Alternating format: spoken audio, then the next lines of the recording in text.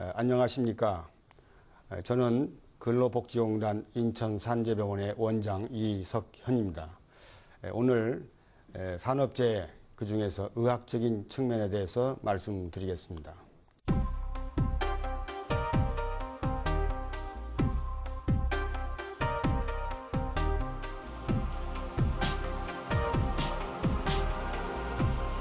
산업재해는 일터에서 다치거나 병을 얻는 것을 말합니다. 산업재해, 줄여서 산재는 두 가지입니다. 하나는 이제 삐거나 넘어져서 얻는 부상이고, 다른 하나는 오랫동안 그 현장에서 일했기 때문에 얻는 직업병입니다. 프레스 작업 중에 손가락을 다치는 것이 부상이고, 시끄러운 곳에서 오래 일해서 얻는 난청, 또 탄광 광부들이 많이 앓는 진폐증이 직업병입니다. 또 산재는 경중에 따라서도 나눌 수 있습니다. 염좌, 타박같이 2, 3주 안에 쉽게 낫고 후유증도 없이 잘 낫는 경증이 있는가 하면 골절, 마비, 절단과 같이 많이 다치고 치료 기간도 오래 걸리고 또 후유증도 남는 중증이 있습니다. 산재 중에 극히 일부는 또 사망하기도 합니다. 우리나라의 산업이 발전하고 또 다양해지면서 산재가 큰 문제가 되어 있습니다. 그동안의 추세를 보면 산재와 우리나라의 산업 발전이 그 궤를 같이 했음을 알 수 있습니다. 다시 말해서 산업이 발달하고 제조업과 건설업이 많아지면 많아질수록 산재 환자가 늘었다는 말입니다. 최근의 통계, 즉 2010년에 정부 통계를 보면 산업재해율은 전해보다 조금 줄기는 줄었지만 아직도 0.69%입니다.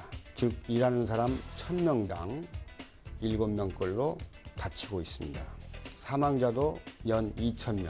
이 숫자는 매년 교통사고로 사망하는 환자의 약 2배가량이 됩니다. 산재는 당사자 개인의 불운입니다. 또 그 가정의 불행입니다. 또 그뿐만이 아닙니다. 산재에 의한 그 생산 차질, 그 다음에 그 치료 및 재활에 드는 막대한 비용과 그 시간은 사회에 큰 손실이 아닐 수 없습니다. 그래서 산재는 우리 사회의 큰 문제 중에 큰 문제로 대두되어 있습니다.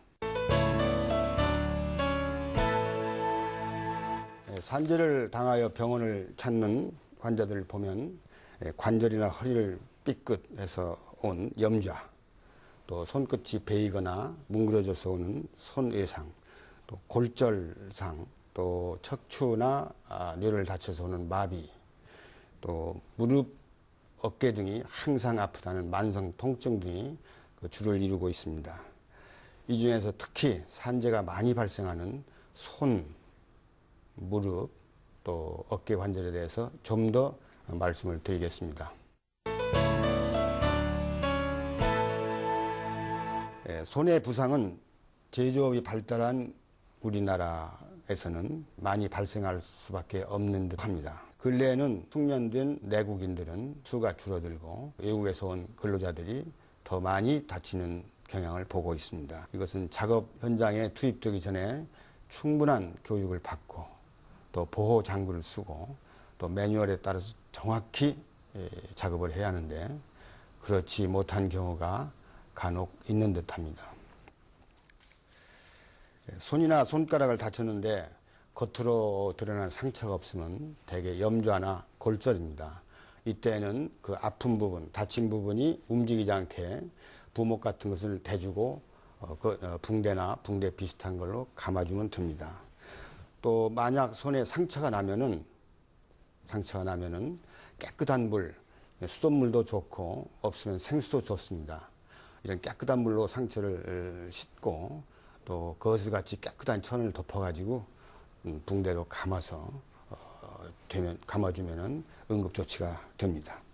또 간혹 손가락이나 손의 일부가 절단돼서 떨어지는 그런 심한 외상을 입는 경우를 봅니다. 그러나 이런 경우에도 처음 응급조치의 원칙은 같습니다. 우선 상처가 더러우면은 구할 수 있는 깨끗한 물로 씻어주고, 그다음에 거기 묻어있는 모래나 진흙 등을 다 닦아주고, 그 다음에 앞서와 마찬가지로 깨끗한, 예를 들면 거스가 제일 좋습니다. 또는 거스 비슷한 깨끗한 천으로 눌러주고 붕대로 지그시 눌러서 감아줍니다. 이렇게 지그시 눌러서 감는 것은 출혈을 막기 위함입니다. 몸에서 떨어져 나간 부분, 예를 들어 손가락이나 손의 일부는 그것도 역시 깨끗한 물로 씻어준 뒤에 거즈 등으로 감싸서 차게 보관합니다. 팔다리에 큰 상처를 입으면은 그 윗부분, 그러니까 팔이나 또 허벅지에 그 가죽 혁대나 고무 밴드 등으로 칭칭 동여매라는 이야기가 있습니다. 그러나 이렇게 하는 것은, 일반인이 이렇게 하는 것은 해를 끼치기 쉽습니다. 위험합니다. 그것보다는 그 부위를 말씀드린 대로 깨끗한 천으로 눌러주고 붕대 등으로 지그시 압박하는 것이 상책입니다. 또 그 떨어진 부분, 손가락 등을 우유에 담가두면은 좋다는 그런 이 얘기도 있는데, 그 얘기도 매우 틀린 얘기입니다. 물로 씻은 뒤에 더 이상 더럽히지 않게 감은 뒤에 얼음 등을 채워서 차게 보관하는 것이 상책 중의 상책입니다. 이러한 응급 조치 다음에는 이제 병원으로 이송하는 것이 급선무이겠습니다. 손가락이나 손의 일부가 절단되었을 때는 특히 시간을 다투는 응급 상황입니다. 팔다리 중에서 그 조직 중에서 이렇게 잘려나갔을 때 제일 먼저 괴사, 즉 죽는 조직은 근육입니다. 대략 6시간이 견딜 수 있는 시간의 경계입니다. 그러니까 그 시간 안에 빨리 병원으로 이송을 해서 그 떨어진 부분의 혈관과 그 몸통의 혈관이 이어질 수 있도록 해주는 것이 우리가 해야 할 일입니다. 다음은 근래 산재 문제로 크게 부각되는 어깨 관절입니다.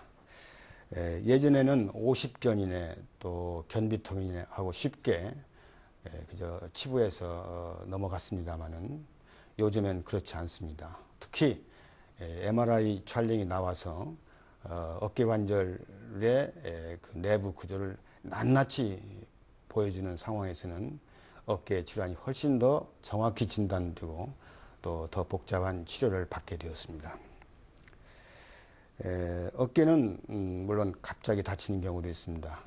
그러나 우리 경험상 또 다른 많은 수는 그 어떤 특정 직장에서 오래 근무했기 때문에 얻는 직업병인 경우가 있고, 또 다른 경우는 그 나이가 들고 또 생활 환경 때문에 얻은 자기 지병일 수도 있습니다.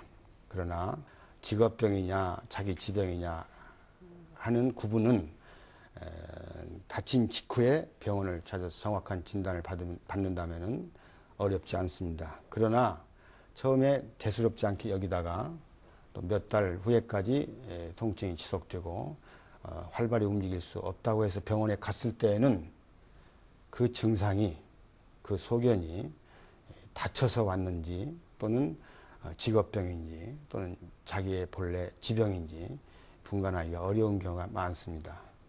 그래서 산재 환자의 경우 간혹 환자들이 손해보는 경우도 있습니다. 그래서 만약 어깨를 다치는 경우에는 바로 병원을 찾아서 정확한 진단을 받는 것이 중요합니다. 어깨에 생기는 병은 대부분 이 상완골의 그 골두에 마치 손바닥으로 감싸듯이 붙어있는 회전근개의 병변들입니다. 또 어깨 수술은 무릎과 같이 대부분 관절경으로 하고 있고 그 결과도 매우 좋습니다.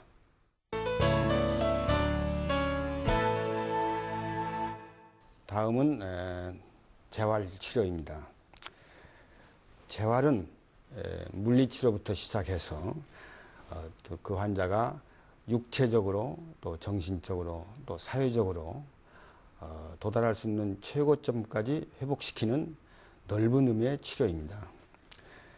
부상을 입은 경우 물리치료는 처음부터 다친 직후부터 시작해야 합니다.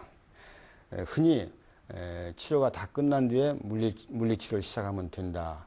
그때부터 움직이면 된다 하는 그런 생각들을 하고 있는데 그렇지 않습니다. 다친 직후부터 물리치료, 재활치료를 염두에 두고 할 수 있는 대로 시작을 해야 합니다. 이 손가락을 주먹을 쥐었다 폈다 하는 것도 간단한 물리치료일 수가 있고 또 기부스를 하고 있는 다리의 허벅지에 힘을 불끈불끈 규칙적으로 주는 것도 아주 좋은 물리치료입니다. 이 물리치료, 재활치료와 또 그 회복을 위한 휴식은 서로 배쳐가는 또는 그 차례가 있는 개념이 아니고 항시 같이 가야 하는 병행의 개념입니다. 산업재해의 경우 원직 복귀, 그러니까 원래 일하던 직장에 돌아가는 것이 이상적인 목표입니다. 그러나 안타깝게도 산재 환자 모두가 100% 회복하고 또 원래의 직장에 돌아가지는 못하고 있습니다. 그러나 환자의 의욕과 또 전문적인 치료, 또 전문가의 지도가 합쳐진다면 그 가능성은 최대치가 될 것입니다. 2011년 산재 환자, 그러니까 우리나라 산재 환자의 직장 복귀율은 70%를 조금 넘습니다. 이 복귀율은 선진국에 비해서는 낮은 편입니다. 그러나 전문 병원들은 치료 기반을 확충하고 또 필요한 그 행정 절차들을 간소화시키면서 이 복귀율을 최대한으로 끌어올리고 있습니다. 특히 그 산재병원에 설치되어 있는 재활전문센터는 이 목적에서 아주 제 몫을 톡톡히 하고 있다고 생각합니다.